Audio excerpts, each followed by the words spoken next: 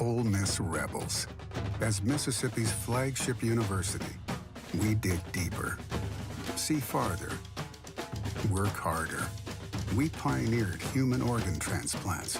We helped prove Einstein's theory of gravitational waves. We are conducting life-changing research that solves the problems of today. We are Ole Miss, transforming lives and the world.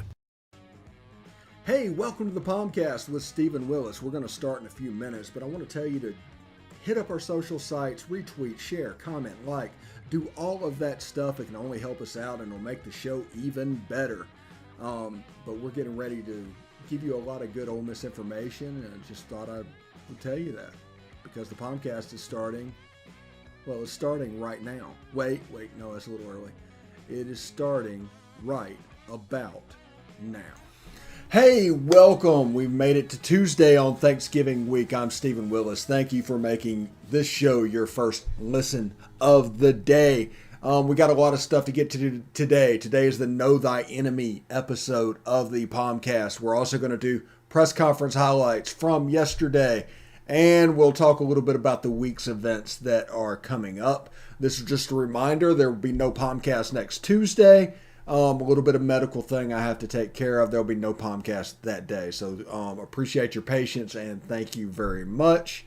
Also this week, tonight, SEC After Dark. I know that's normally a Wednesday thing, but it's going to be tonight. And we're going to try and record and get Biscuits and SEC to you by Thanksgiving morning. We are going to have stuff for you Thanksgiving, including a Palmcast that we are going to do live just like now. Just a reminder, I can see the chat, so if you chat in there, if you participate at all, I'll be able to see it, so interact with the show, even if you can't see it. The way you do that is to chat on the live stream, whether YouTube or Twitch or Facebook, and they will show up on my end, so we can do that as well. Before we get started, I do want to tell you about Travel and Cruise World. That's 1-800-330-7461. Again, that's 1-800-330-7461. Basically what I was trying to do. We're 20 months into this at this time, and they can provide a resource to you on the ground. You can find out what's going on, mask mandates, a whole 9 yards, so no surprises hit you that can affect your vacation, because everybody needs a vacation right now. So that's 1-800-330-7461, travelandcruiseworld.com. See Central Florida like a local. Today on the show, we're going to talk a little bit about Know Thy Enemy, Mississippi State. We're going to go over their stats. We're going to talk a little bit about the press conference highlights, and we'll do the week that was. Now, looking at Mississippi State, this is a good team. Don't think they're not a good team. Don't think that anything can come of it. They're a good team. And the game is being played in Starkville. Now, there's some weather advantages that we're going to get into tomorrow, potentially, that Ole Miss could have. But Mississippi State, I mean, it's interesting. Will Rogers is like 435 of 572, completing 76% of his passes for 4,113 yards, 4,113 yards, 34 touchdowns, and 8 interceptions. That's something else. He does a really good job of going through his progressions. And because of that, you'll see this next part. The leading receiver this year is Mekhi Polk, the transfer from Cal. Good receiver. But second is Jaquavius Marks. Third is Dylan Johnson. So you see a lot of checkdowns to backs. And it's going to be very important that the defense tackles well in space. They want to spread you out sideline to sideline that they're doing and do that. So, and once they get you moving, they can hit you on these seam routes to Austin Williams or Jaden Wally or those guys, or hit you with a slot fade or something to Mekhi Polk. So that's something to pay attention to as well. Running backs, they have two backs that have run for, Dylan Johnson has run for 406 yards on 78 carries, and Jaquavius Marks has run for 343 yards on 90 carries. It would have been a heck of a trick if it was on 9 carries. They don't run the ball much. They do a lot of inside zone from time to time. Even their toss plays is designed to be a reception. So whenever they do the shotgun toss sweep, it's designed to be a reception. He's going to toss it forward. I don't know why. I don't know what's going on with that, but that's what they do. I mean, but you saw Lane kind of do that to try and pad stats as well. They've got 10 interceptions on the year. And they do not force many fumbles. Or do not recover many fumbles. They only have 4 fumble recoveries and 10 interceptions on the year. They don't appear to be a great sack team defensively. And the defense, Tyrus Wheat is the top dog. Legitimately, with 6 sacks and 9 tackles for loss. They're a havoc defense. Zach Arnett is from the Joe Lee Dunn school. So he does things that Joe Lee Dunn kind of started doing way back when, the godfather of the 3-3-5. Zach Arnett does a lot of the same stuff. So there is that. Mississippi State is averaging 31 points a game, and they're giving up 24. They're 55th in defense, 44th in offense, so they're kind of middle of the road there. Now, if you want to compare that against Ole Miss, which, some might, their Ole Miss is 60th against in scoring defense, which is the top half of the country. We talked about this all season. Everybody liked to make fun of me whenever I was asking the question because they didn't think Ole Miss could get there. But I asked the question over and over and over again. What would Ole Miss look like if they had a top 60 defense? They had a top 70 defense. That level was what I was interested in. They were laughing at me because they were like Ole Miss would be in the hundreds again because this is the thing about media and fanhood. And I think it's based off of the narrative of the media that affects the fans. But fans believe the current situation, no matter what it is, is going to last forever. No change. They don't want any change, really. If you lost the game last week, the Vanderbilt game, they're going to use that to try and draw a data point going through to the Mississippi State game to try and make that predictive. It's not predictive, but narratively they need to be able to do that because otherwise it actually requires a little bit of knowledge about the sport. But if you use data points and try and project those forward, yeah, it's a funny thing. But the thing to remember about the media and the fans is what just happened, they expect always will happen. That's going to be a currently infinite state for as long as it can be. And that's just the way they think it is. I don't know why. It's bizarre. It's absolutely bizarre. But Ole Miss offensively is 18th in the country. So it's 18th and 60 Ole Miss, and Mississippi State is 44th scoring offense and 55th scoring defense. Arkansas beat these guys. I think 31-28. State missed a couple of field goals, but the way it stands, they were able to run the ball a little bit on that defense. And that's going to be important for this game because of the potential weather, because of the cold. I think the team that runs the ball the best will be at a great advantage.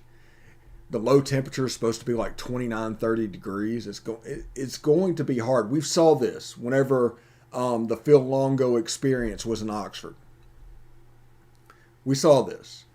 And as it gets cold, and as it gets colder, the air raid struggles. It becomes less effective than it was in September and October. It's like a race to get to a certain number of winds before it gets too cold. Because once it cools down and gets into freezing temperatures like that, that ball is going to become really slick, really hard. And honestly, you don't want to be slinging it around. You don't want it in the air that much because this game, as much as any game, can be determined by turnovers. Now, I expect Snoop Connor to play a major role in this game, especially in the second half. I expect Jerry and Ely to be the starter in the game, and Henry Parrish the spare. But if the weather is the way it is projected, it is not a good thing for Mississippi State, and it is going to be important for the Ole Miss running backs. Hey, Cody, Hotty toddy, man. And that is what,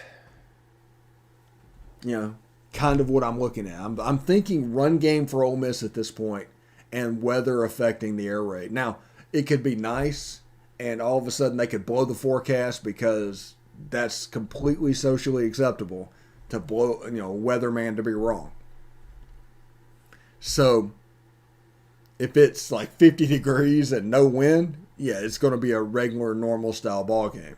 But if it truly is 29 degrees and with a 60% chance of rain, a chance of freezing rain on Thanksgiving, that's probably going to be a bad situation for the air raid up there in Starkville. So we're going to do a little PC highlights here real quick. Talk about that, and then we'll come back and talk a little bit more about the game before we get into the weekend that will be. Stick around. All right, so strange schedule this week. Full practice today.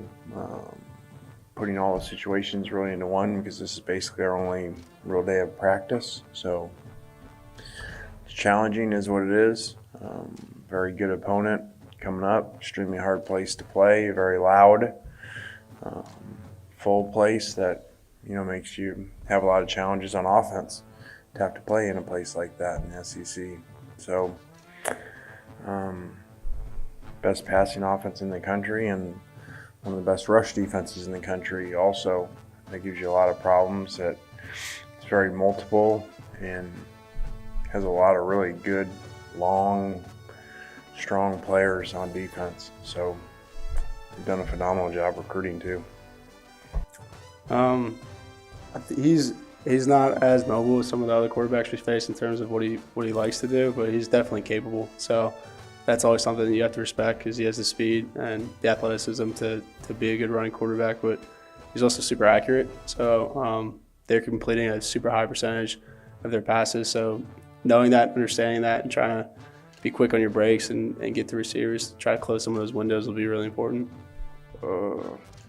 I didn't think I was done for the year, so the only way I was just really thinking is attack rehab hard and just try my best every week, come back, seeing my guys play every week, motivate me every day to come in and rehab twice, 3 times a day. So it's just a blessing to be back. It really is amazing. Kind of goes against what you would think.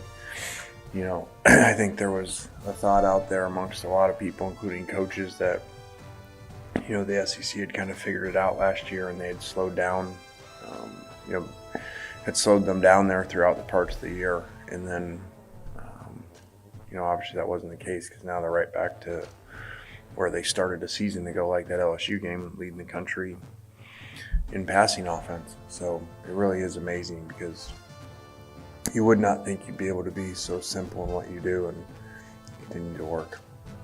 A lot of those things that you just mentioned, it's a deep-seated rivalry and it's a lot of intensity. It's a physical game. I think one of the things that I'm kind of lucky about is being new to this and having it be such a short turnaround. Most of the conversations have really been all about football, which is something that I really enjoy. I think it's important to understand and to respect the rivalry that goes on. But when it's all about football, you don't really get lost in that as much, and that's nice for me. It was really just letting it rest some more. The projected time was 4 to 6 weeks.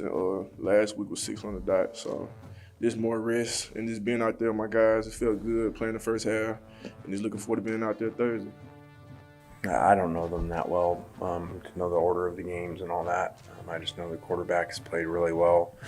Receivers started making a ton of plays, and for whatever reason, they seemed to start slow a lot of times, all the way back to I did see the Louisiana Tech game when that was on that day. And, they've had these unbelievable comebacks, and another one, against Auburn. So it really has been amazing.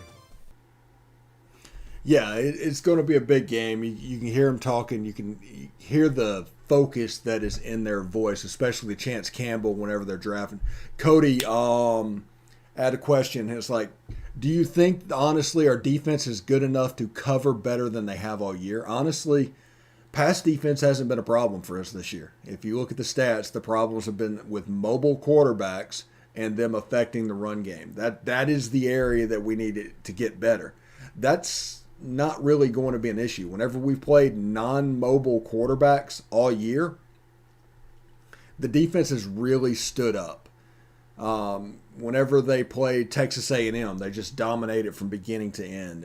Same thing happened to LSU. But whenever it's a mobile quarterback and you have to commit one of those defenders in the back seven to spy a quarterback, I think it messes up the defense a little bit. They need a little bit of time to get a little bit better because this is a build. I mean, they were 128 or something in scoring defense last year. Right now, they are 60th. They're doing something right. They are a bad first half at Auburn, away from having 5 games under 20 points. That's pretty phenomenal, and I think the Ole Miss defense has a pretty good bit to say going into this game. And I think that Ole Miss is going to be able to kind of establish themselves. Now, State's going to do the things they want to do. But the trick is, and this is the defensive coordinator, what DJ Durkin has to figure out. When it comes to Mike Leach's offense, you want to force the read to where he's going to throw the ball in a certain place. You're going to go up and tackle, and they want them to do that over and over again.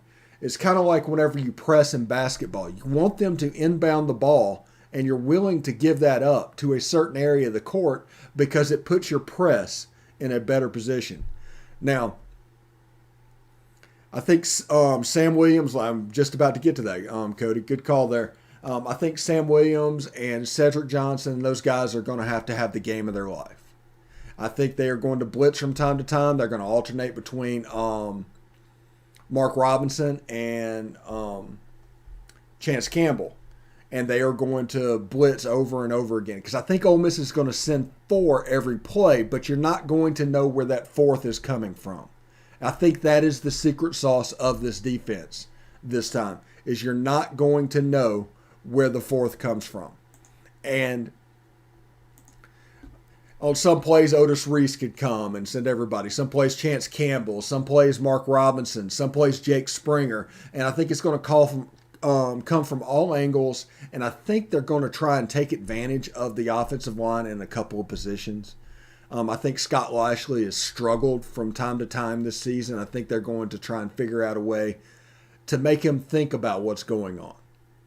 And you could have Sam Williams and Jake Springer on the same side. Which one are they coming? How are they doing? Because if you slide that way, then all of a sudden Jake Springer might not be coming, and they could be blitzing from the other end like Otis Reese or something like that. So I'm really interested to see how this is going to turn out. Now, they're blocking 5 every time.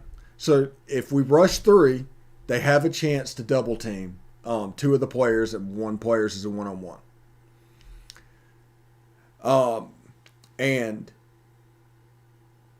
you see the one player that's one-on-one. Now, it could be Katie Hill. It's probably not going to be Sam Williams. It's probably not going to be Cedric Johnson. But they have 5 blockers and the running back, if they're staying in, to pick up a rush. The person that is one-on-one needs to win some. No matter how this shakes out, the person that is one-on-one, whether it's Katie Hill or Cedric Johnson or whoever, needs to win some.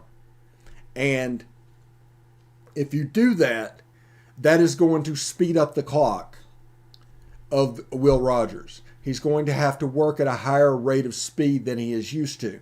And with all team sports, football, basketball, soccer, it doesn't matter. If you can speed up your teammate or your opponent to a level that they are not comfortable, you are in the advantage. So the goal is to try and speed that up. So you do that various zone blitzes.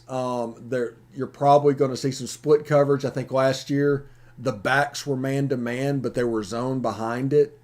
And some things like that. You're going to be able to see that as a way to defend the air raid a little bit. Now, State's going to throw the ball. If they have the ball 70 plays, they're going to throw it 55. That's just what they are, what they do. They're going to get first downs. They're going to make yardage. If that bothers you, you're going to have a long Thanksgiving night. And it's the game that potentially could look a lot, honestly, like last year's game. That's what I keep coming back to. The 31-24, 31-17. That's kind of what I'm coming back to. Also, with Mississippi State's defense, whenever we do tempo, they are big on doing the double A-gap blitz. Like whenever we go to repeat a play and do a fast tempo, they're going to do a double A-gap blitz to try and blow that up. I think that the response to that by Jeff Lebby and the guys, since they know what Mississippi State wants to do, might be a little bit of sprint out game. You might see a little bit of that Norm Chow offense come out. You might see some picks and things like that. Matt Corral throwing on the run and getting outside. You're going to see some outside zone. You're going to see them do heavy tempo. Like they get 6 yards on first down, they come back 4, heavy tempo, and all of a sudden, instead of an inside zone where that double A-gap blitz is coming, you might see an outside zone at that point. I think you're going to see Mississippi State run a couple of zero blitz. They're going to, with Jonathan Mingo and all that, especially if the weather is going to be poor. They might feel a little bit better with heavy blitz schemes to try and stop the run. It's going to be important that we do a decent number of pop passes and things like that to free up the team. I think you're going to see Jerry and Ely and such running speed sweeps. There's a bunch of stuff going on out there. These are two fairly evenly matched teams. I mean, it's evenly a match enough to where it should be scary, honestly. And because of that, I think it's going to look really interesting. And then the weird thing about this is, and I was thinking about this the other day, for years and years and years, Mississippi State played a certain way. I mean, until Mike Leach, they were run, all the way up until 2 years ago. I mean, even with Dan Mullen, they were run. Now they've completely changed to pass the ball.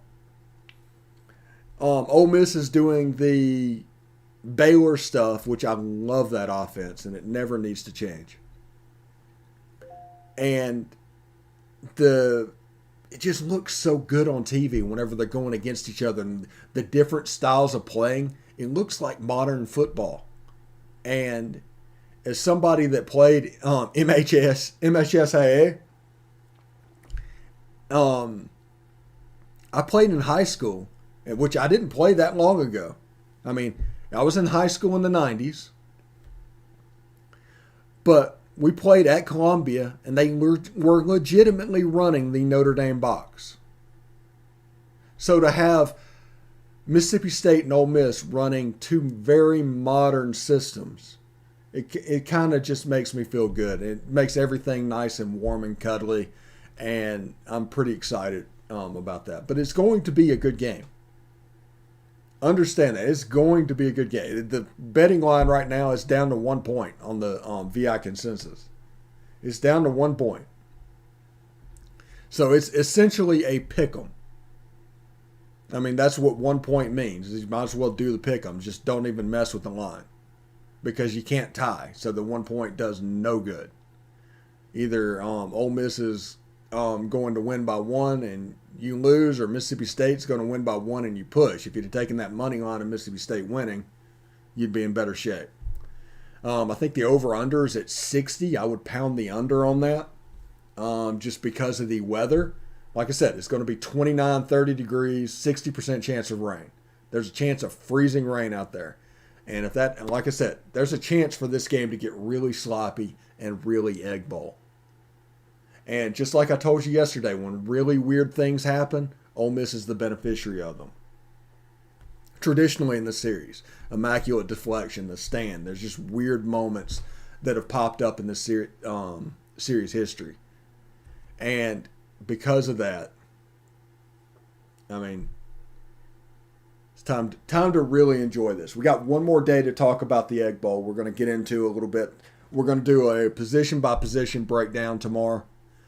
And that's probably what we're going to do. Relatively short show.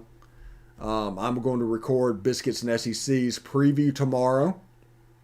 And that's going to be available on Thanksgiving morning. So as soon as you wake up on Thanksgiving morning, the Biscuits and SEC preview should be there. Talking Ball with Bill Flowers should be available tonight. And SEC After Dark is airing tonight. So you'll get SEC After Dark. Bank them for your trip if you're driving to Starkville. If you need something to listen to just while Thanksgiving's going on, there's going to be several options on this channel. So also, Locked On Ole Miss podcast is going to start December 13th. The Palmcast, what you see now, is going away December 3rd. This will become the Locked On Ole Miss podcast. And it'll have a different YouTube channel. It'll have a different podcast feed. Once we have those, I will let you know what's going on. Because I want everybody that's watching this to be able to watch that. Because it's the same show. I'm planning on doing that the same way I do it now. So it's going to be a live stream every day at 10 o'clock Central. And, it's 30 minutes long. I mean, it's basically what you have right now.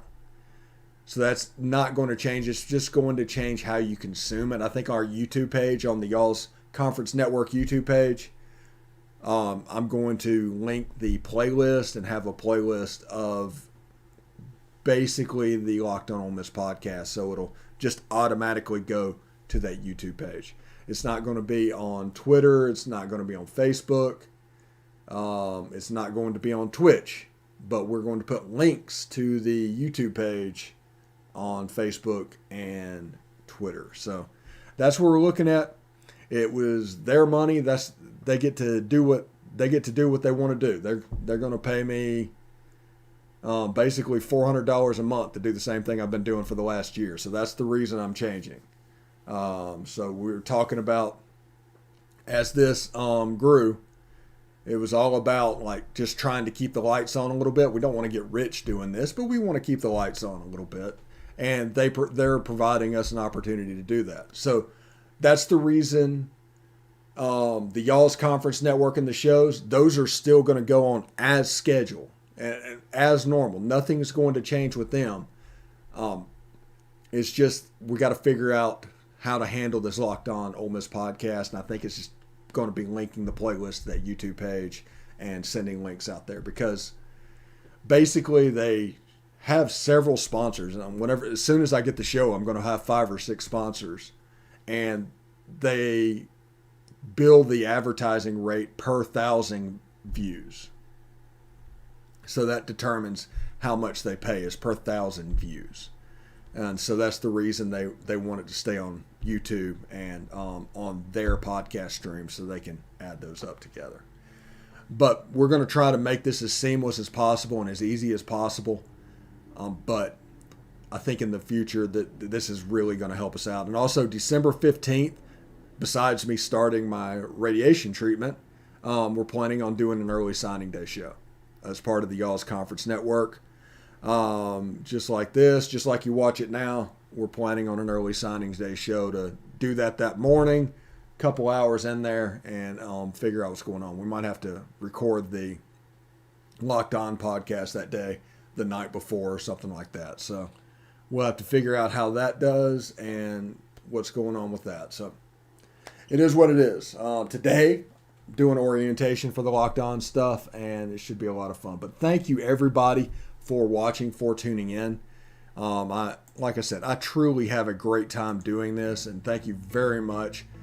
Thanks for interacting, Cody and William, in the stream. And like I said, we're going to keep going. It might look a little different, but it's going to be the same thing. So just be patient with us. All right. We will see you tomorrow, and I hope everybody has a good day. And of course, hotty toddy.